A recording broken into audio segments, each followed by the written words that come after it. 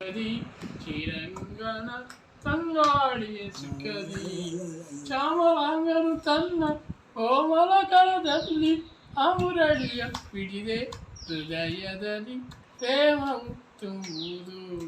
ಬನ್ನಿ ಮುರಳಿಯ ನಾದವ ಕೇಳಿ, ಬನ್ನಿ ಮುರಳಿಯ ನಾದವ ಕೇಳಿ.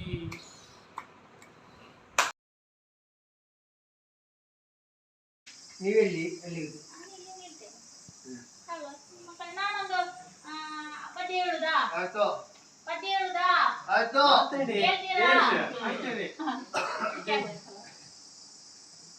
ನನ್ನ ಒಂದು ಹುಟ್ಟಿದ ಹಬ್ಬದ ಸಂದರ್ಭದಲ್ಲಿ ನಾನು ತಾಯಿ ಬಗ್ಗೆ ಒಂದು ಕವನ ಬರೆದಿದ್ದೇನೆ.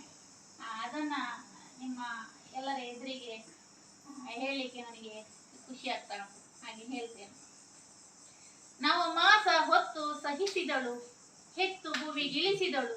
ನಾವು ಮಾಸ ಹೊತ್ತು ಸಹಿಸಿದಳು, ಹೆತ್ತು ಭುವಿಗಿಳಿಸಿದಳು ಭಾರವನು. ಎದೆಯ ಹಾಲುಣಿಸಿ ತಣಿಸಿದಳು, ಕತ್ತು ಹಿಡಿದು ಮೇಲೆತ್ತಿ ಮಗುವನು. ಗರ್ಭದೊಳಗಿನ ಕತ್ತಲೆಯ ಸೆರೆ ಬಿಡಿಸಿ ಕಾಣಿಸಿದಳು ಜಗದ ಬಯಲಿನ ಬೆಳಕನು. ಗರ್ಭದೊಳಗಿನ ಕತ್ತಲೆಯ ಸೆರೆ ಬಿಡಿಸಿ ಕಾಣಿಸಿದಳು ಜಗದ ಬಯಲಿನ ಬೆಳಕನು. ಅಳುವುದನ್ನು ಮರೆತು ಕಲಿಸಿದಳು, ತುಟಿ ಅರಳಿಸಿ ಮುಗ್ಧ ನಗುವನು. ಎದೆ ಹೊಟ್ಟೆ ನೀವಿ ಬೆನ್ನು ತಟ್ಟಿ ಕೈ ಕಾಲುಗಳಿಗೆ ತುಂಬಿಗಳು ಬಲವನು. ಎದೆ ಹೊಟ್ಟೆ ನೀವಿ ಬೆನ್ನು ತಟ್ಟಿ ಕೈ ಕಾಲುಗಳಿಗೆ ತುಂಬಿಗಳು ಬಲವನು. ಪದ ನುಡಿದು ಹದಗೊಳಿಸಿ ಉಳಿಸಿದಳು ಹೃದಯ ಭಾಷೆಯನ್ನು.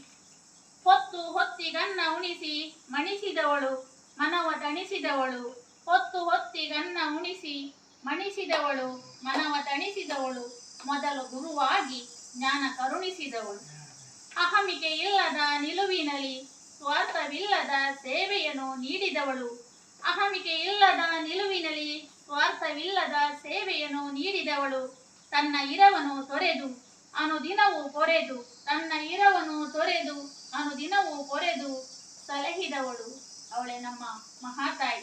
ಈಗ ತಾಯಿ ತಂದೆ ಹಾಗೆ ನಿಮಗೆ ಇವರು ನಮ್ಮ ಎಲ್ಲ ಒಂದು ಅಹಮಿಕೆ ಏನು ಇಲ್ಲದೆ, ಸ್ವಾರ್ಥ ಇಲ್ಲದೆ ಒಂದು ಸೇವಾ ಮನೋಭಾವದಿಂದ ಅವರು ಕೆಲಸ ಮಾಡ್ತಾ ಇದ್ದಾರೆ. ಅವರಿಗೆ ಇನ್ನಷ್ಟು ಶಕ್ತಿಯನ್ನು ಭಗವಂತ ನೀಡಿ ಅಂತ ಹೇಳಿ ನಾನು ಪ್ರಾರ್ಥಿಸ್ತೇನೆ.